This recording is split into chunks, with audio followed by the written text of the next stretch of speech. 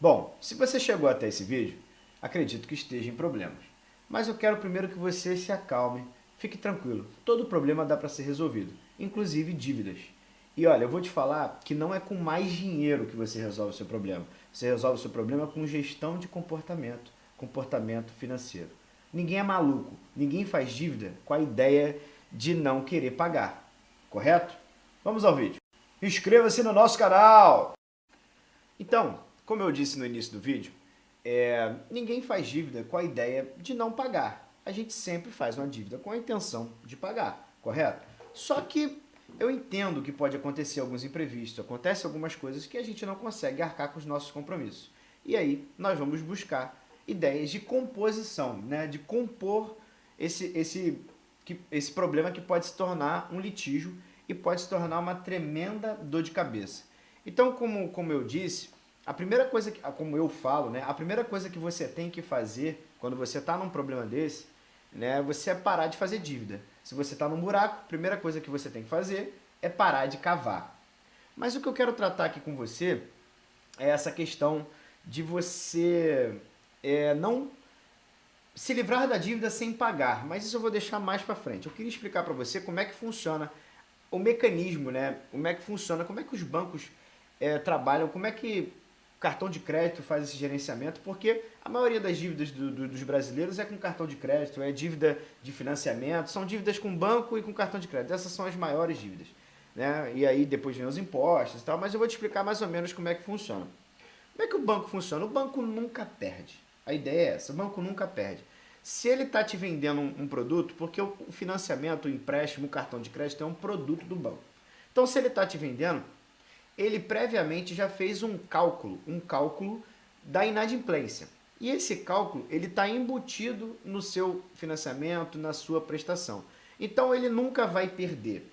Suponhamos que você faça um empréstimo agora ou deixe de pagar um cartão de crédito, ele vai jogar isso no próximo financiamento que vai ser feito, ou no próximo empréstimo, ele vai colocar essa taxa de inadimplência ali no próximo financiamento. Suponhamos, ó, eu fiz um empréstimo e não paguei.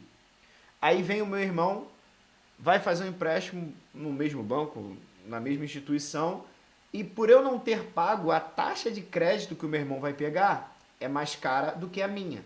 Por quê? Por que é mais cara? Porque eu estou inadimplente, né? Essa taxa é calculada, essa taxa de inadimplência vai ser embutida. Isso funciona para financiamento de carro, financiamento de casa, empréstimo, cartão de crédito. Isso funciona dessa forma. Então o banco nunca perde. E aí vem aquela ideia, né? As pessoas falam assim, mas eu tô com dívida, eu quero pagar. Sim, mas na hora que você está negociando com o banco, na hora que você está fazendo essa negociação, você não pode ir muito afoito, né? Você não pode passar a realidade é essa, você não pode passar aquela ideia de que você quer pagar a qualquer custo. Por quê? Porque isso é um truque psicológico que o banco utiliza, as pessoas. Quando você quer muito uma coisa, você acaba pagando qualquer preço. Então, acontece muito, né, das pessoas irem até o banco com nada. Eu quero resolver meu problema, eu quero renegociar a minha dívida. Olha, isso pode ser um dos maiores problemas que você pode fazer. Ou, além de renegociar, você agrupar as suas dívidas. Vou pegar um empréstimo para quitar tudo e ficar livre, pagando só um financiamento, pagando só um empréstimo, tanto faz. E você tem que entender que isso pode ser um problema, porque dependendo da época que você faz, suponhamos que você pega os empréstimos numa época que a Selic está baixa, o país não está em crise, que está tudo muito legal, está tudo fluindo, está tudo andando, né? Isso deve refrescar a tua memória aí, a gente teve esse tempo aqui no país, e, e você tá com aquela taxa baixinha lá atrás e vem aqui agora para o período de hoje que a taxa está alta, né? A Selic até caiu um pouco, mas a taxa continua alta, e aí você entra numa renegociação. Com certeza a taxa que você conseguiu lá atrás, o banco não vai te devolver ela aqui agora. Então você vai ficar com uma taxa muito ruim, muito pesada hoje. Então, o momento de fazer essa renegociação tem que ser estudado por você também. Você tem que analisar até cenário econômico, porque, como eu te disse, a Selic alta hoje desfavorece os investimentos. O crédito fica caro.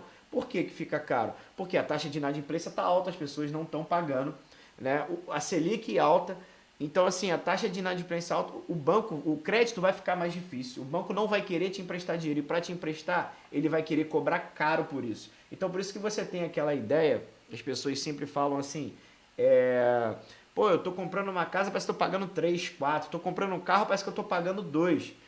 É exatamente isso que acontece. Porque dependendo do tempo, né, que você tem ali, da mora que você vai falar, falando juridicamente, da mora que você tem para pagar, né, é juros em cima de juros, é juros compostos. Então, assim, é exponencial, vai crescer gradativamente na velocidade da luz. E a diferença, o que eu sempre falo, né, você precisa ter isso em mente na hora que vai fazer isso. Então, talvez a renegociação ela pode ser muito ruim para você. E olha, acontece muito, eu já vi clientes fazerem isso. Às vezes o cara está com financiamento de R$ 1.000, vamos supor, em 12 vezes de R$ 1.000. E o banco oferece para ele 24 vezes de R$ 600. Cara, se você não paga R$ 1.000, se você não paga R$ 1.000, você não vai conseguir pagar 600. Você não vai conseguir pagar 700. Então, assim, a questão não é você diminuir a sua dívida, a questão é você fazer uma gestão de comportamento, uma gestão de comportamento em cima da sua forma de lidar com a dívida, gestão de comportamento financeiro. E aí, como é que você vai fazer essa gestão, né, no seu comportamento financeiro? Como é que você vai renegociar com o banco? Primeira coisa que você tem que fazer, se você não consegue arcar com a sua dívida, a dívida está muito pesada, você tem um financiamento ainda de 20, 30, 40, 50 mil para ser pago ainda, a primeira coisa que você precisa fazer é sentar e analisar o seu orçamento. Fazer um orçamento, analisar as suas entradas, as suas saídas. Criar um fôlego, né? Criar um espacinho dentro do seu orçamento para que você consiga manejar uma grana para você conseguir renegociar isso lá na frente. E aí, um exemplo. Suponhamos que você tenha um valor aí, você recebe R$ 4.000 mês. Aí você consegue achar um espaço, consegue salvar R$ 500 para você renegociar essa dívida. E aí, talvez esse tempo, você ficar aí 10 meses, 15 meses, 11 meses, 20 meses, guardando esse dinheiro para você renegociar a sua dívida, talvez seja o tempo de maturação da sua dívida e que o banco te chame para negociar.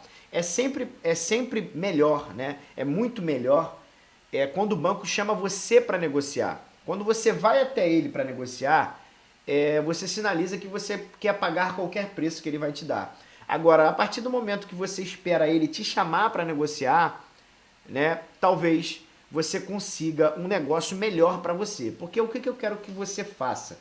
O negócio tem que ser bom para você. Porque para o banco já é bom. Se você deve 20, ele receber 2.000, já é bom. Porque esses 18 ele já colocou em outra pessoa vai pagar, uma empresa, um financiamento, ele pulverizou isso no mercado. Então, isso tem que ser bom para você. Você tem que olhar e falar, eu consigo pagar. Vou te dar um exemplo. Eu já vi dívidas de 22, de 23 mil serem liquidadas com 6, com 7, com 5. Por quê? Quanto mais o tempo passa, mais o banco quer receber, né? Quer receber de você. Só que tudo isso tem um ônus, né? Você fica com o teu nome sujo, você fica com o seu nome problemático, né? Você fica sem crédito. E aí, eu vou trazer o que eu queria falar desde o início do vídeo, né? Que é em último momento, em última ratio, né? Como diz no direito, você vai usar, né, o instituto que foi um instituto que está no Código Civil, que é o Instituto da Prescrição da Dívida. Ele está lá no artigo 205.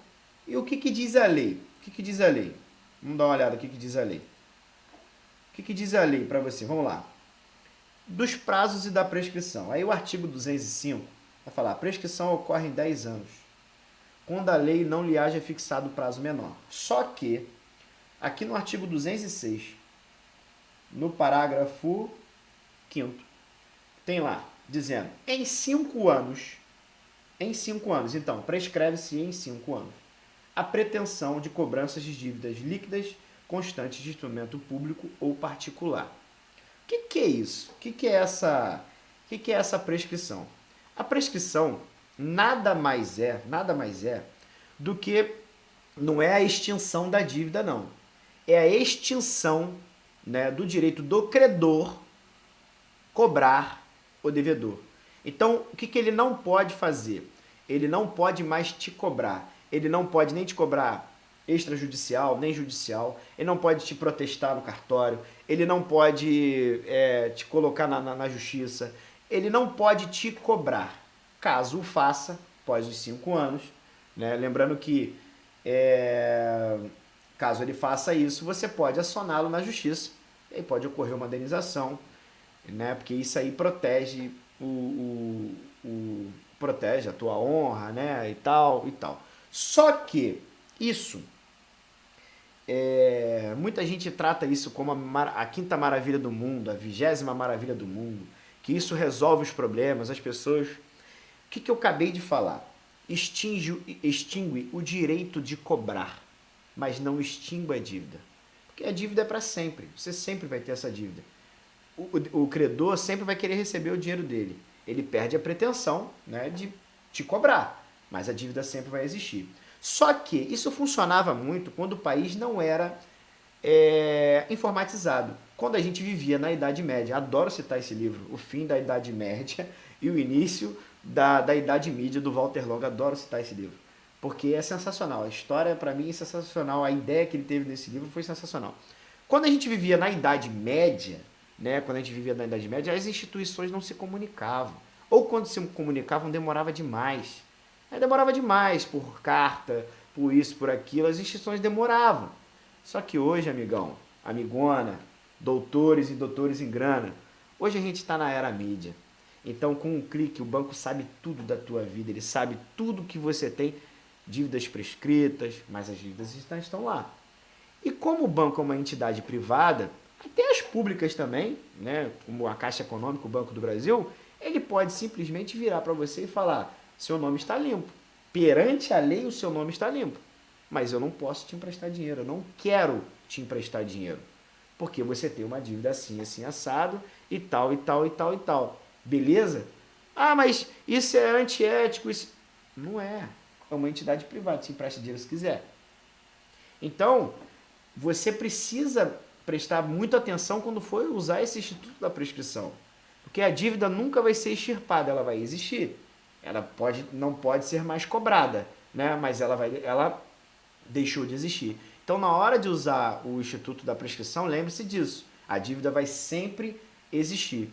E aí, como eu te falei, né, a dívida está prescrita e tal, pode não afetar o teu score, né, como está aí na thumbnail, o score que tem aí, o score do Serasa, mas as instituições se comunicam e elas podem simplesmente te travar. Eu tenho uma cliente que ela ficou com problema no Banco Itaú, e ela gosta do Banco Itaú, são muitos anos, desde o Unibanco e tal, e tal, e tal, e a gente fez um trabalho para que ela conseguisse pagar a dívida dela, porque ela gostava do banco, entendeu? Então, assim, mesmo com a dívida prescrita, ela queria acabar com aquilo ali, porque ela gostava. Gente, tem gente que gosta, tem gente que gosta do banco. Então, ela conseguiu pagar. Por quê? Porque, como eu disse para você, o Instituto da Prescrição, ele é um caminho sem volta, né? É um caminho sem volta. Por que um caminho sem volta? Se você não pagar, você sempre vai ter a dívida. O banco não vai te cobrar, a instituição credora não vai te cobrar, mas eles vão ter o banco de dados e podem dizer para você que não querem te emprestar dinheiro, ou vai simplesmente falar: seu crédito foi negado e acabou. Então, é assim, você pode usar, você vai conseguir livrar-se das dívidas sem pagar, né, a sua dívida? Vai, com certeza, pelo Instituto da Prescrição, por esse instituto, né, que está no Código Civil. Mas você fica refém hoje da era mídia, que todas as instituições se comunicam. Então, vale muito a pena se atentar a isso, O que a gente quer fazer aqui não é nada de falcatrua, não é para você passar a perna em ninguém. São jogos que a gente tem que jogar no mundo real. Então, assim, como eu falei desde o início, recapitulando, se você quer realmente negociar, arruma um espaço no teu orçamento para você guardar um dinheiro para você conseguir renegociar. Vai guardando dinheiro, vai guardando lá para você conseguir negociar, para você ter o nosso nome, porque olha, vou te ser muito sincero,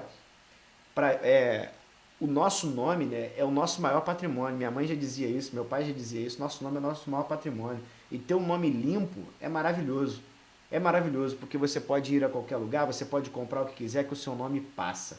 Então, eu espero ter te ajudado nesse vídeo, espero ter esclarecido algumas dúvidas. Se ficou alguma dúvida, manda pra gente aí nos comentários, que a gente vai ter o prazer de responder. Então, assim, te agradeço pra caramba por ter escutado a gente até o final. E, ó, um abraço fraterno pra vocês. Ah, não posso deixar de esquecer. Se inscreve no nosso canal, né? Dá aquele joinha esperto, ativa o sininho, manda pros amigos, manda pra aquele cara que tá pensando em limpar o nome dele, ajuda ele a limpar o nome. Beleza? Agora aquela saudação maravilhosa. Saudações endinheiradas!